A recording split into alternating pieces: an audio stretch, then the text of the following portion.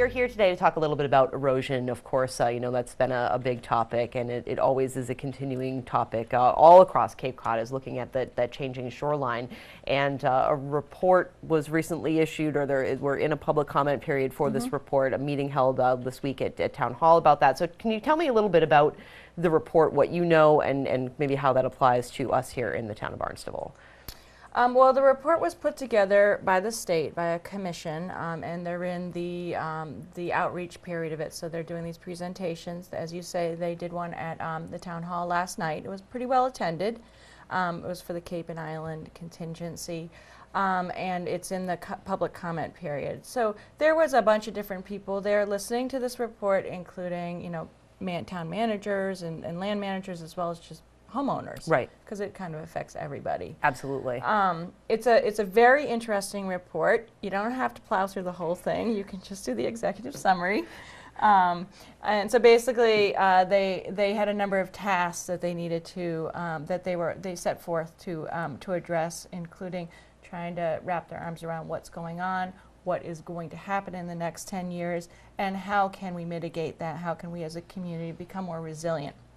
And that's the big buzzword right now. We all need to learn that word, which is coastal resiliency. Coastal resiliency. And that was spoken quite a bit last night. Absolutely, and I'm sure too attention's paid to the current regulations. I know that's something that we heard from consultants, as well as folks who are concerned about it. I know obviously you and the work that you've been doing is looking at what the regulations are in terms of what you can do to mitigate that damage. And from what I understand, that's been kind of a roadblock as you work to deal with those long-term solutions. Yeah, and so the report, it's hard, that's a hard line to find, because a lot of the things that we as communities and we as private property owners on the shoreline, we want to just respond and fix, and that can get you through the short term. But as we know, as Cape Codders, those like armoring and all these things have long-term effects.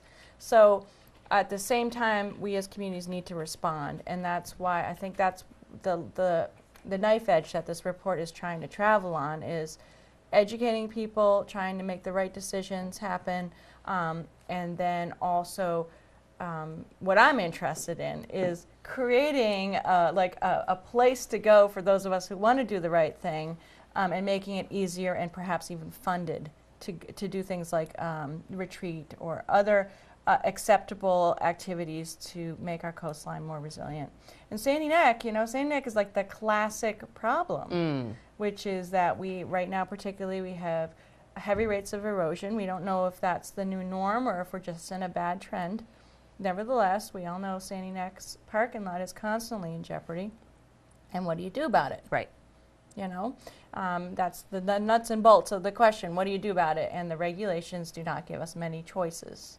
And so I'm hoping that this report and this new trend towards coastal resiliency and funding possibilities, like grant funding, might give us some solutions. It's always about solutions. It is about those solutions, and I know that that you've been working to put the sacrificial sand and thinking a little bit about those core bags, but looking at more permanent solutions, I think, is the question. So I know that the report is available to the public on the Coastal Zone Management website, and they're looking for public comment up through April 7th. April 7th, I believe, yep. So also I wanted to talk about on this, and as we kind of continue talking about erosion, they've created this really cool tool for those of us who like maps, or even who want to be able to see it, and you can find that right on the CZM website. And I think we've got a picture of the website up there, and this is where you can also find the report too. But tell me a little bit about this tool, Nina. This is something that really is kind of fun to play with. Well, those of us who like maps, yes. It's actually been up there for a while. It uses shoreline data for the last 150 years, and quite frankly, you have to look at it at that level. And what you can do is you can go to your piece of shoreline. Of course, for me, it's playing on the Sandy Neck part of things. And you can go to that website and click on the shoreline change maps. And it gives you the change over the years. There's our parking lot. So you can really zoom in, and as we were talking before we got on the air, you can do this for any part of the Cape. So if you want to look at P-Town, if you want to look at Bourne, but we, of course, because we're talking about Sandy Neck, zoomed in on Sandy Neck. So here we have the parking lot. You can see it there with the dune, and then you can kind of click through and look at some of that data. Okay, so now we have the shoreline change data up there. On the lower box, you can see the years represented in the different colors of the lines. And so it's very interesting. You basically see the trends on our beach. And our beach is a little challenging. It comes and goes and comes and goes. So it's not just a one-way traveling direction. It's not just erosion, erosion, erosion. And so in this one section of beach, you can see the trends for the last 150 years. So for the layperson, I mean, what do those lines represent? Is that where the water is? Is that where the shore is? Tell me a little bit about, you know, what we're looking at there, what those lines represent. I believe it's shoreline. I can't see it from here, but it's a definite place that they keep remeasuring from. So it's a static place. It's probably a shoreline.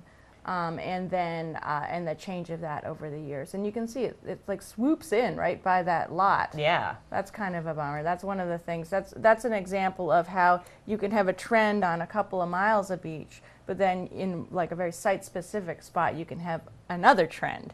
And unfortunately, the parking lot's the hot spot, and you can see that in that data right there.